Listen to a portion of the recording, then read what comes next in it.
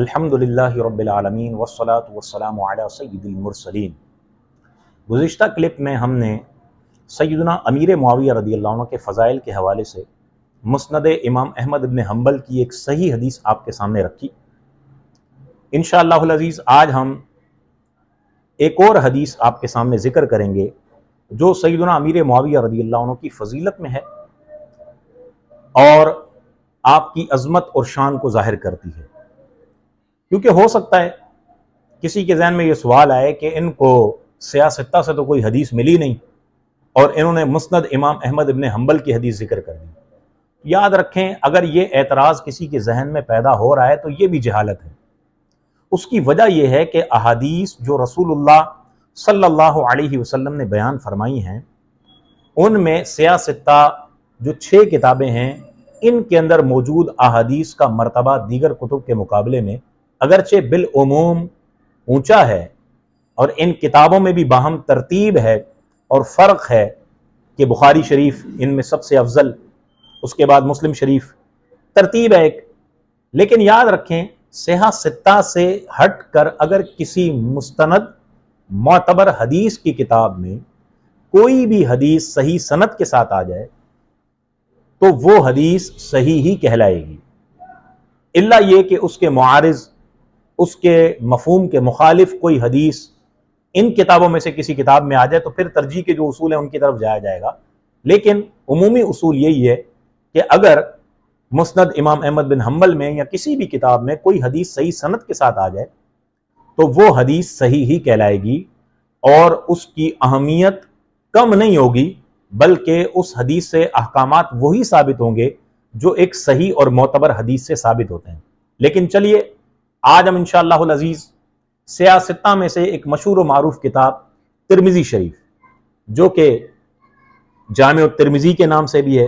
اور سنن ترمذی کے نام سے بھی ہے، محمد بن عیسیٰ بن سورہ ابو عیسیٰ ترمذی، آپ کی جو وفات ہے وہ 279 ہجری کے اندر ہوئی ہے۔ تو یہ کتاب میرے سامنے موجود ہے اور اس کے اندر باقاعدہ امام ترمذی رحمۃ اللہ تعالی علیہ سیدنا امیر معاویہ رضی اللہ عنہ کی فضیلت میں حدیث ذکر کرتے ہیں۔ آپ نے باقاعدہ کتاب المناقب کے نام سے ایک مین ہیڈنگ باندھی اور پھر ابواب المناقب، اس میں منقبتیں، تعریفیں صحابہ کرام علیہم رضوان میں سے متعدد صحابہ کی، مولا علی کی بھی، اہل بیت کی بھی، دیگر صحابہ کی بھی، جو آپ نے منقبتیں ہیں، تعریفیں ہیں، احادیث کی صورت میں وہ بیان کی ہیں، ذکر کی ہیں۔ میرے پاس جو یہاں پر نسخہ ہے وہ دار ابن جوزی طاہرہ سے چھپا ہے، یہ انشاءاللہ العزیز اس سے میں آپ کے سامنے ایک بڑی پیاری حدیث ذکر کرتا ہوں۔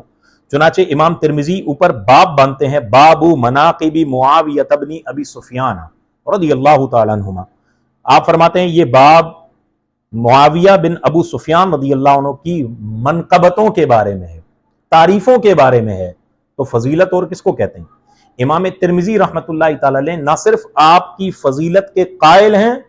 بلکہ آپ کی فضیلت پر باقاعدہ ایک عنوان اور چیپٹر اور باب باندھ کر یہ بتا رہے ہیں کہ میرا عقیدہ یہ ہے کہ میں سیدنا امیر معاویہ رضی اللہ تعالیٰ عنہ کو صحابی رسول تو مانتا ہی ہوں، وہ تو ہر مسلمان مانتا ہی ہے، لیکن ساتھ ساتھ باقاعدہ جو احادیث میں ان کے فضائل آئے ہیں میں ان کا بھی قائل ہوں۔ چنانچہ آپ نے حدیث ذکر کی، حدثنا محمد بن یحییٰ حدثنا ابو مسہر عبد الاعلی ابن مسہر عن سعید بن عبد العزیز عن ربیعہ بن یزید عن عبد الرحمن بن ابی عمیرہ وکان من اصحاب رسول اللہ صلی اللہ علیہ وسلم عن النبی صلی اللہ علیہ وسلم۔ اب جو میں نے آپ کے سامنے مسند امام احمد بن حنبل کی حدیث پچھلے کلپ میں رکھی ہے اس میں اور اس میں تھوڑا سا فرق ہے، کیونکہ امام احمد بن حنبل رحمۃ اللہ تعالی علیہ کے جو استاذ تھے جن سے ڈائریکٹ انہوں نے حدیث لی وہ علی بن بحر تھے، اور یہاں امام ترمذی نے محمد بن یحییٰ رضی اللہ عنہ سے حدیث لی۔ پھر اس سند کے جو دوسرے راوی تھے وہ ولید بن مسلم تھے جن سے حدیث لی تھی علی بن بحر نے، اور یہاں پر اس سند کے اندر محمد بن یحییٰ نے جو حدیث لی ہے وہ ابو مسہر یعنی عبد الاعلی بن مسہر سے روایت لی ہے۔ اس کے بعد سند بالکل وہی ہے جو وہاں ہے، سعید بن عبد العزیز ہیں، یہاں بھی سعید بن عبد العزیز ہیں، وہاں بھی ربیعہ بن یزید ہیں، یہاں بھی ربیعہ بن یزید ہیں، اور وہاں بھی ابو امیرہ ہیں، یہاں بھی ابو امیرہ ہیں، اور یہ کون ہیں؟ یہ صحابی رسول ہیں صلی اللہ علیہ وسلم۔ آپ نبی پاک علیہ الصلوۃ والسلام سے روایت کرتے ہیں، حدیث کے لفظ اگرچہ وہی ہیں لیکن اہل علم یہ جانتے ہیں کہ جب سند مختلف ہو جاتی ہے تو متن حدیث اگرچہ ایک ہی ہو اس کو ایک حدیث نہیں کہتے، دو حدیثیں کہتے ہیں۔ کیوں دو حدیثیں کہتے ہیں؟ متن تو ایک ہی ہے، مین لفظ تو رسول اللہ کے فرمائے ہوئے ایک ہی ہیں، سندوں کے مختلف ہونے کی وجہ سے چونکہ اس حدیث کی طاقت اور پاور بڑھ جاتی ہے۔ تو پچھلی سند جو میں نے آپ کے سامنے رکھی احمد بن حنبل کی، مسند امام احمد بن حنبل کی، وہ بھی صحیح سند ہے اور یہ بھی صحیح سند ہے۔ امام ترمذی رحمۃ اللہ تعالی علیہ پوری سند لکھنے کے بعد کیا فرماتے ہیں؟ جو ہے حضرت عبد الرحمن بن ابو امیرہ کے حوالے سے آپ نے نبی پاک علیہ السلام سے روایت کیا کہ انہ قال لمعاویہ، نبی پاک صلی اللہ علیہ وسلم نے حضرت معاویہ رضی اللہ عنہ سے خود فرمایا، یا آپ کے سامنے اللہ کی بارگاہ میں دعا کی، اللہم اجعلہ ہادیا مہدیا واہدی بہ، اے مولا معاویہ کو ہدایت پر رکھ، ہدایت دینے والا بنا اور اس کے سبب سے لوگوں کو ہدایت عطا فرما۔ اور امام ترمذی رحمۃ اللہ تعالی علیہ اب اپنا تجزیہ بیان کر رہے ہیں، قال ابو عیسیٰ ھذا حدیث حسن غریب، آپ فرماتے ہیں کہ ابو عیسیٰ آپ کی کنیت ہے، یہ کہتا ہے کہ یہ حدیث حسن غریب ہے۔ یہ امام ترمذی رحمۃ اللہ تعالی علیہ کی ایک اصطلاح ہے، اس پر انشاءاللہ پھر ہم کبھی گفتگو کریں گے، لیکن اس سند کو بھی محققین نے صحیح قرار دیا، اور اگر ہم صحیح نہیں بھی مانتے، حسن بھی مانتے ہیں، تو جو حسن درجے کی حدیث ہوتی ہے وہ ضعیف سے بہت اوپر ہوتی ہے، اور اس سے فضائل تو فضائل بعض احکام بھی ثابت ہو جاتے ہیں۔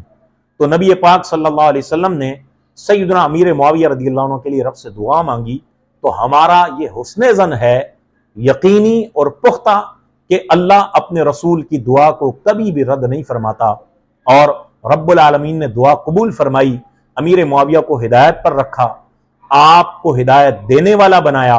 آپ کے سبب سے لوگوں کو اللہ نے ہدایت عطا فرمائی۔ آج بھی اللہ آپ کے وسیلے اور آپ کے سبب سے لوگوں کو ہدایت عطا فرما رہا ہے۔ رب کریم جل وعلا ہمیں تمام اہل بیت اطہار اور تمام صحابہ بشمول سیدنا امیر معاویہ رضی اللہ عنہ و سیدنا ابو سفیان رضی اللہ عنہ، تمام صحابہ کی تعظیم اور توقیر کرنے کی توفیق عطا فرمائے، آمین بجاہ النبی الامین صلی اللہ علیہ وسلم۔